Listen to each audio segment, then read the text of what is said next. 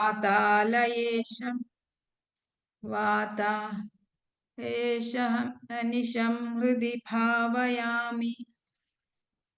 ॐ नमो भगवते वासुदेवाय। ॐ श्रीकृष्णाय परब्रह्मणे नमः। अथ श्रीमन्नारायणीयं षड्विंशतितमं दशकम्। गजेन्द्रमोक्षवर्णनम्। इन्द्रद्युम्नः पाण्ड्यखण्डाधिराजः त्वद्भक्तात्मा चन्दनाद्रौ कदाचित् त्वत्सेवायां मग्नधीरालुलोके नैवागस्त्यं प्राप्तमातिथ्यकामम्। कुम्भोद्भूतिः सम्पृतक्रोधभारः स्तब्धात्मा त्वं हस्ति भूयं भजेति। शप्त्वाथैनं प्रत्यगात्सोऽपि लेभे हस्तीन्द्रत्वं त्वत्स्मृतिव्यक्तिधन्यम्। दुग्धाम्भोधिर्मध्यभाजित्रिकूटे क्रीडङ्क्षैले यूथपो यौवशाभिः सर्वान् जन्तूनत्यवर्तिष्ठशक्त्या त्वद्भक्तानां कुत्र नोत्कर्षलाभः। स्वेन स्थेम्ना दिव्यदेशत्वशक्त्या सोऽयं खेदान प्रजानन् कदाचित् शैलप्रान्ते घर्मतान्तः सरस्यां यूथैः सार्धं त्वत्प्रणुन्नोभिरेमे। हुहुस्तावद्देवलस्यापि शापात् ग्राहीभूतस्तज्जले वर्तमानः जग्राहैनं हस्तिनं पाददेशे शान्त्यर्थं हि श्रान्तिदोषि स्वकानाम्। त्वत्सेवाया वैभवात् दुर्निरोधं युध्यन्तौ वत्सराणां सहस्रं प्राप्ते काले त्वत्पदैकाग्र्यसिद्ध्यै नक्राक्रान्तं हस्तिवर्यौ व्यथास्त्वम्। आर्तिव्यक्तप्राक्तनज्ञानभक्तिः शुण्डोत्क्षिप्तैः पुण्डरीकैः समर्चन् पूर्वाभ्यस्तन्निर्विशेषात्मनिष्ठं स्तोत्रं श्रेष्ठं सोऽन्वगादीत् परात्मन्। श्रुत्वा स्तोत्रं निर्गुणस्थं समस्तं ब्रह्मेशाद्यैर्नाहमित्यप्रयाते सर्वात्मा त्वं भूरि कारुण्यवेगात् तार्क्ष्यारूढः प्रेक्षितो भूः पुरस्तात्। हस्तीन्द्रन्तं हस्तपद्मेन धृत्वा चक्रेण त्वन्नग्रवर्यौ व्यदारीः गन्धर्वेऽस्मिन्मुक्तशापे स हस्ती त्वत्सारूप्यं प्राप्य देदीप्यते स्म। एतद्वृत्तं त्वां च मां च प्रगेयः गायेत् सोऽयं भूयसे श्रेयसे स्यात्।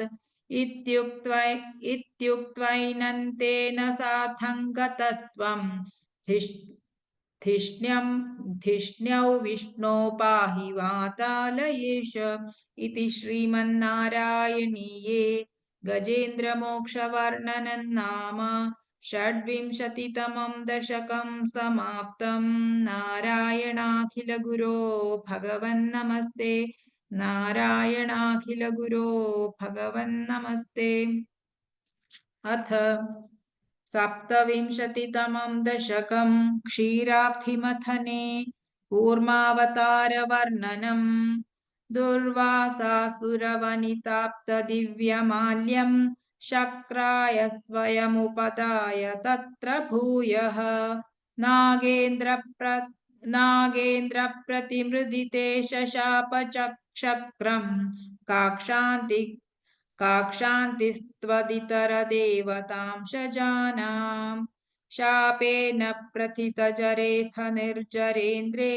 देवेष्वप्यसुरजितेषु निष्प्रभेषु शर्वाद्याः कमलजमेत्य सर्वदेवाः निर्वाणप्रभवसमं भवन्तमापुः ब्रह्माद्यैस्तुतमहिमा चिरन्तदानीं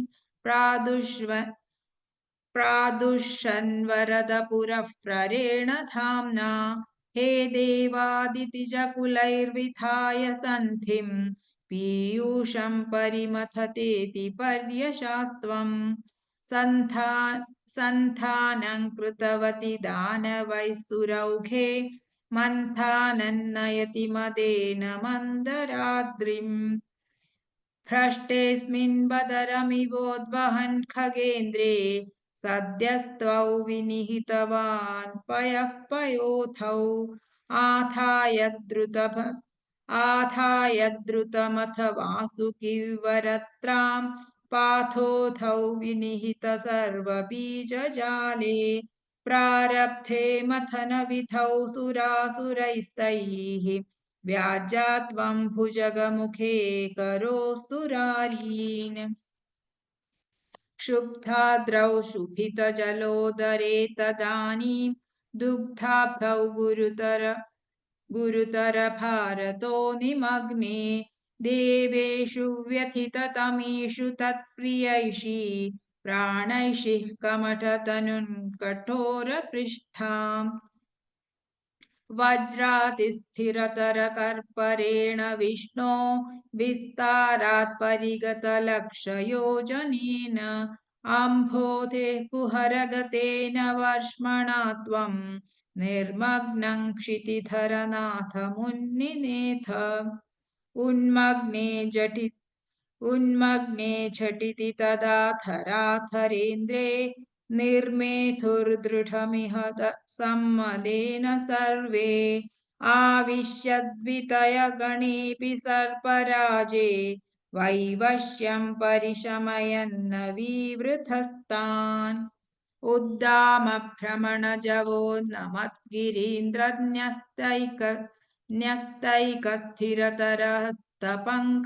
त्वाम् अभ्रान्ते विधिगिरिशादयः प्रमोदात् उत्भ्रान्तानुनुगुरुपात्तपुष्पवर्षाः दैत्यौघे भुजगमुखानिलेन तप्ते तेनैव त्रिदशकुलेऽपि किञ्चिदाते कारुण्यात् तव किल देववारिवाहाः प्रावर्षन्नमरगणान्न दैत्यसङ्खाम् उद्भ्राम्यद्बहुतिमिनक्रचक्रवाले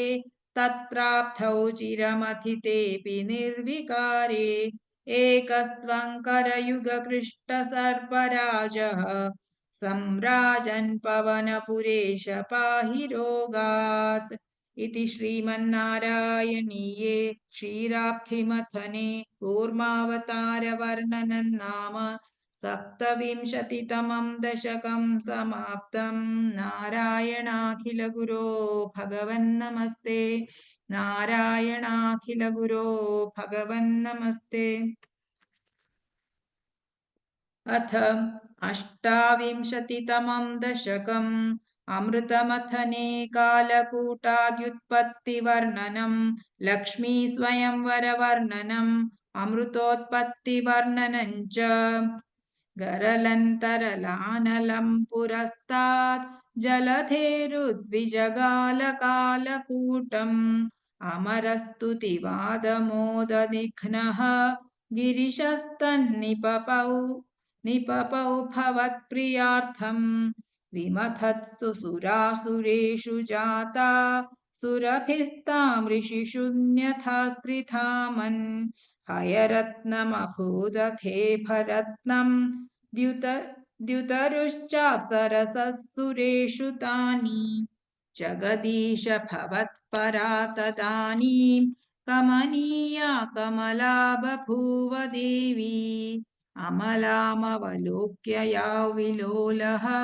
सकलोऽपि स्पृहयां बभूव लोकः त्वयि दत्तहृदे तदैव देव्यै त्रिदशेन्द्रौ मणिपीठिकाव्यतारीत् सकलोपहृताभिषेचनीयैः ऋषयस्तां श्रुतिभिर्भिरभ्यषिञ्चन्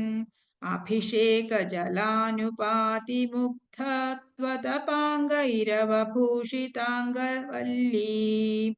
मणि मणिकुण्डलपीतचेलहारप्रमुखैस्तामरादयोन्वभूषन् वरणस्रजमात्तभृङ्गनादा ददती सा कुचकुम्भमन्दयाना पदशिञ्चितमञ्जुनूपुरा त्वां कलितव्रीलविलासमाससाद गिरिशद्रुहिणादि सर्ववेदान् गुणभाजोऽप्यविमुक्तदोषलेशा अवमृश्य सदैव सर्वरम्ये निहिता त्वय्यनयापि दिव्यमाला उरसा तरसा ममानिथैनां भुवनानां जननीमनन्यभावा त्वदुरो विलसत्तदीक्षणश्रीपरिवृष्ट्या परिपुष्टमास विश्वम् अतिमोहनविभ्रमा तदानीं मदयन्ती खलु वारुणीनिरागात्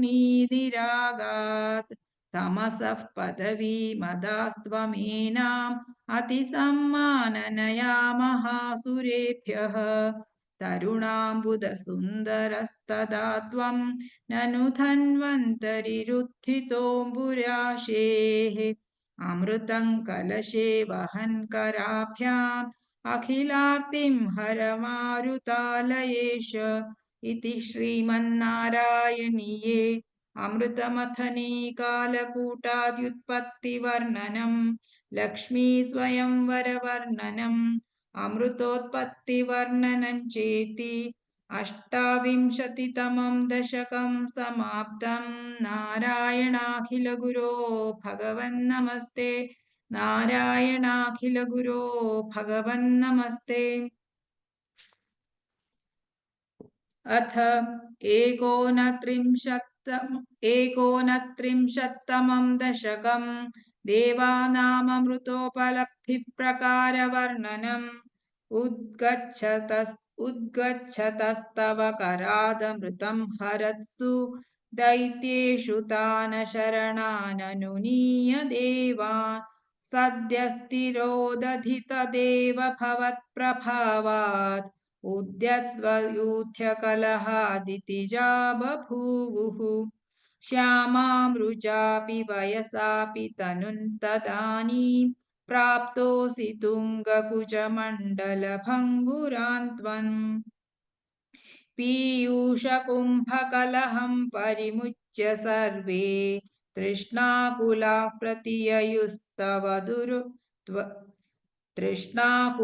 प्रतिययुस्त्वदुरोजकुम्भे का त्वं मृगाक्षि विभजस्व सुधामिमामित्यारूढरागविवशानभियाचतोमून्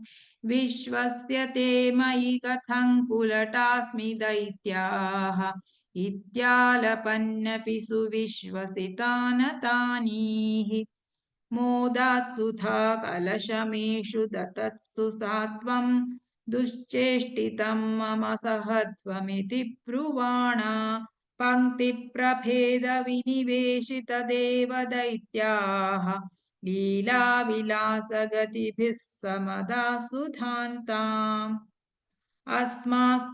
अस्मास्त्वियं प्रणयिनीत्यप्सुरेषु तेषु जोषं स्थितेष्वथ समाप्य सुधां सुरेषु त्वं भक्तलोकवशगो निजरूपमेत्य स्वर्भानुमर्थपरिपीतसुधौ व्यलावीः त्वत्तः सुधाहरणयोग्यफलं परेषु दत्त्वा गते त्वयि सुरैः खलु ते व्यगृह्णन् घोरेऽथ मूर्छति रणे बलिदैत्यमाया व्यामोहिते सुरगणे त्वमिहाविरासीः त्वं कालनेमिमथ मालिमुखाञ्जघन्तः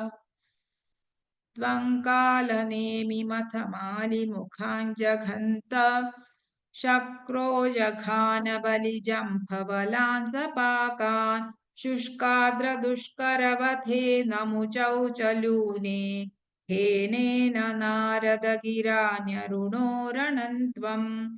योषावपुर्दनुजमोहनमाहितन्ते श्रुत्वा विलोकनकुतूहलवान् महेशः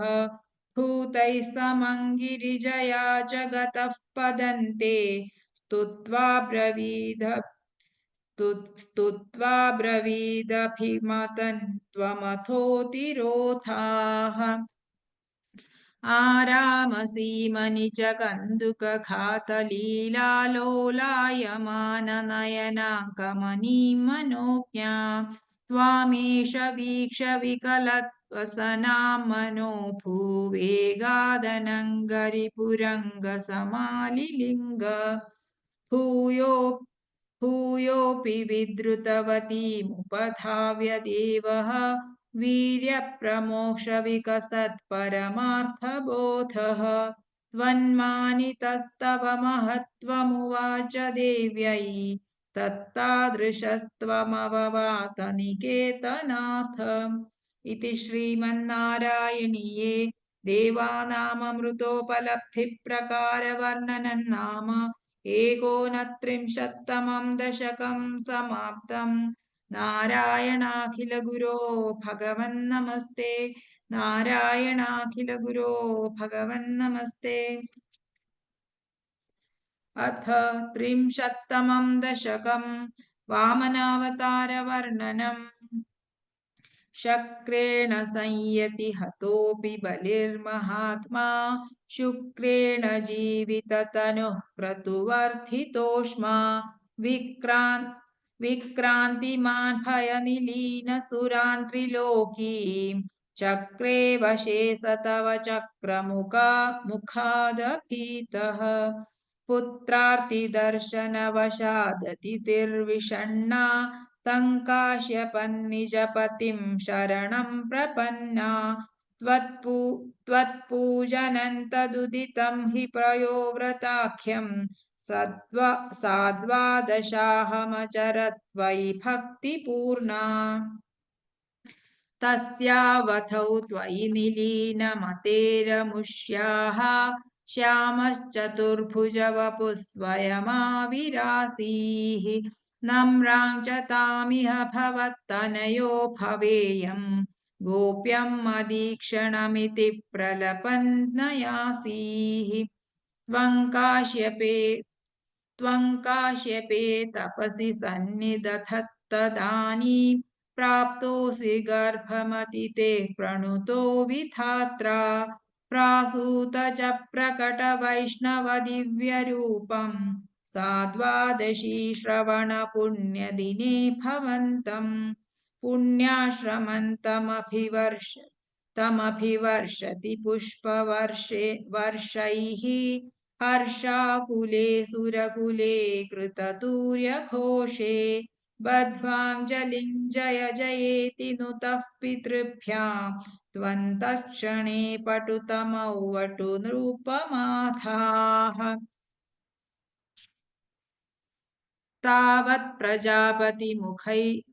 तावत्प्रजापतिमुखैरुपनीयमौञ्जीदण्डाजिनाक्षवलयादिभिरर्च्यमानः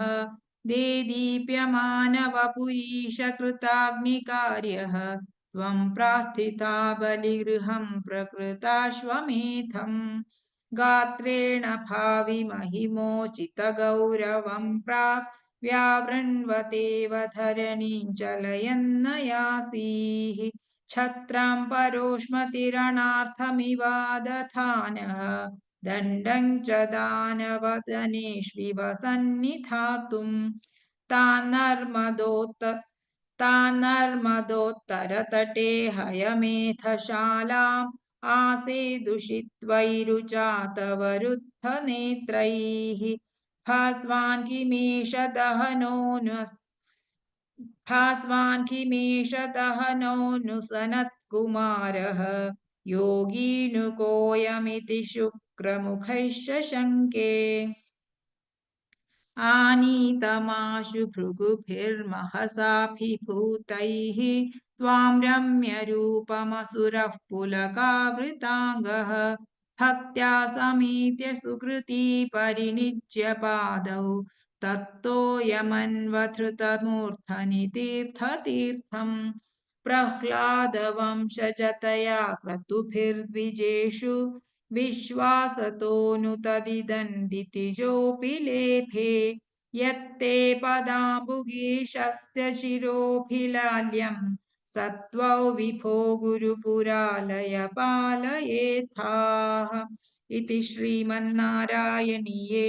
वामनावतारवर्णनं नाम त्रिंशत्तमं दशकं समाप्तं नारायणाखिलगुरो भगवन्नमस्ते नारायणाखिलगुरो भगवन्नमस्ते अथ एकत्रिंशत्तमं दशकं बलिदर्पहरणवर्णनम् प्रीत्या दैत्यस्तव तनुमः प्रेक्षणाः सर्वथापि त्वामाराध्यन्नजितरचयन्नञ्जलिं सञ्जगाद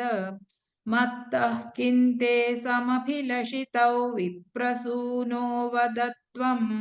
वित्तं भक्तं भवनमवनीवापि सर्वं प्रदास्ये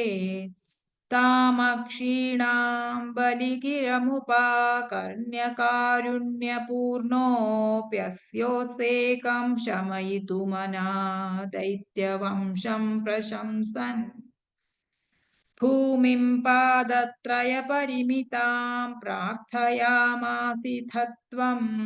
सर्वं देहीति तु निगदिते कस्य हास्यन्न वा स्यात् विश्वेशं मां त्रिपदमिह कियाचसे बालिशस्त्वं सर्वां भूमि वृणु किममुनेत्यालपत्वां सदृप्यन् यस्मादर्पात् त्रिपदपरिपूर्त्यक्षमः क्षेपवादान् बन्धं चासावगमद तदर्होऽपि गाढोपशान्त्यै पादत्रय्या यदि न मुदितो विष्टपैर्नापि तुष्येत् इत्युक्तेऽस्मिन् वरद भवते दातु कामेऽथ तोऽयम् दैत्याचार्यस्तव खलु परीक्षार्थिनः प्रेरणार्थम् मामादेयं हरिरयमिति व्यक्तमेवाबभाषे याचत्ये वै यदि स भगवान् पूर्णकामोऽस्मि सोऽहं दास्याम्येव स्थिरमिति वदन् काव्यशक्तोऽपि दैत्यः विन्ध्यावल्या निजदयितया दत्तपाद्याय तुभ्यं चित्रं चित्रं सकलमपि स प्रार्पयत्तोयपूर्वम् निःसन्देहन्दितिकुलपतौ त्वय्यशेषार्पणं तत् व्यातन्वानि मुमुच ऋषयः सामराः पुष्पवर्षम् दिव्यं रूपं तव च तदिदं पश्यता विश्वभाजाम् उच्चैरुच्चैरवृथदवधीकृत्य विश्वाण्डभाण्डम् त्वत्पादाग्रन्निजपदगतं पुण्डरीकोद्भवोऽसौ कुण्डितोयैरसि च दपुनाद्यज्जलौ विश्वलोकान् हर्षोत्कर्षात् सुबहुननृते खेचरैरुत्सवेऽस्मिन् भेरिनिघ्नन् भुवनमचरज्जाम्बवान् भक्तिशाली तावद्दैत्यास्त्वनुमतिमृते भर्तुरारब्धयुद्धाः देवोपेतैर्भवदनुचरैः सङ्गता भङ्गमापन्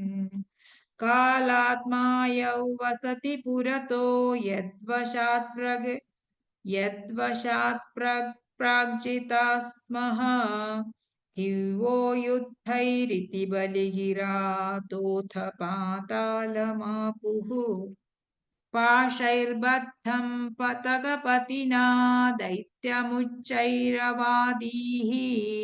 तातीकन्दिश मम पदं किन्न विश्वेश्वरोऽसि पादं मूर्ध्नि प्रणय भगवन्नित्यकम्पौ वदन्तं प्रह्लादस्तं स्वयमुपगतो मानयन्नस्तवीत्वाम्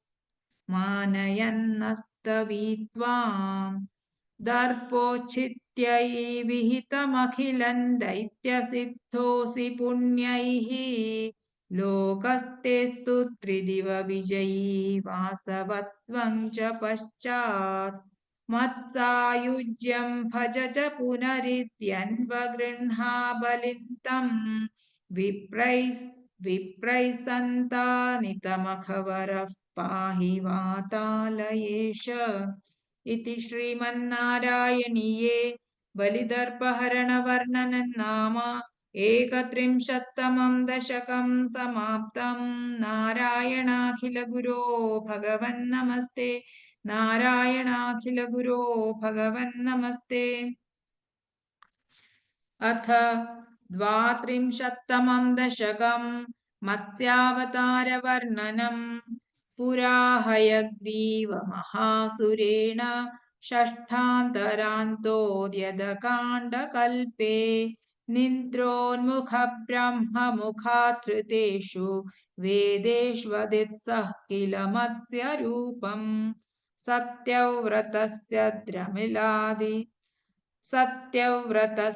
द्रमिलाधिभर्तुः नदीजले तर्पयतस्तदानीं कराञ्जलौ सञ्ज्वलिताकृतिस्त्वम् अदृश्यतः कश्चन बालमीनः क्षिप्तञ्जले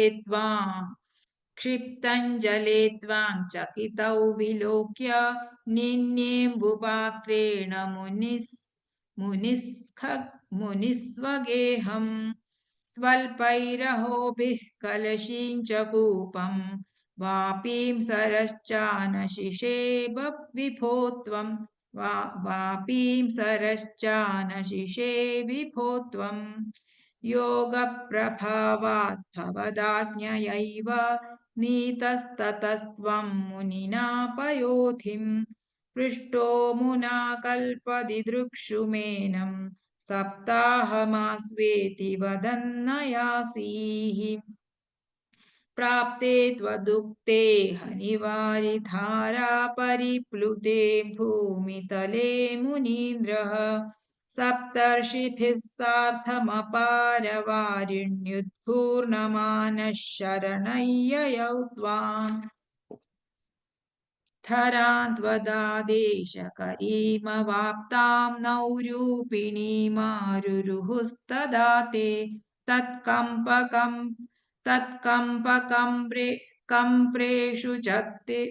तत्कम्पकम्प्रेषु च तेषु भूयः त्वमम्बुधेरा विस्फुर्महीयान् चषाकृति योजनलक्षदीर्घां दधानमुच्चैस्तरतेजसन्त्वां निरीक्ष्य तुष्टा मुनयस्त्वदृत्या त्वत्तुङ्गशृङ्गे तरणिं बबन्धुः आकृष्टनौको मुनिमण्डलाय प्रदर्शयन् विश्वजगद्विभागान् संस्तूयमानो नृवरेण तेन ज्ञानं परञ्चोऽपि दिशन्नचारीः कल्पावधौ सप्तमुनीन् पुरोवत् प्रस्थाप्य सत्यव्रतभूमिपन्तम् वैवस्वताख्यं मनुमादधानः क्रोधात् हयग्रीवमभिद्रुतो भूः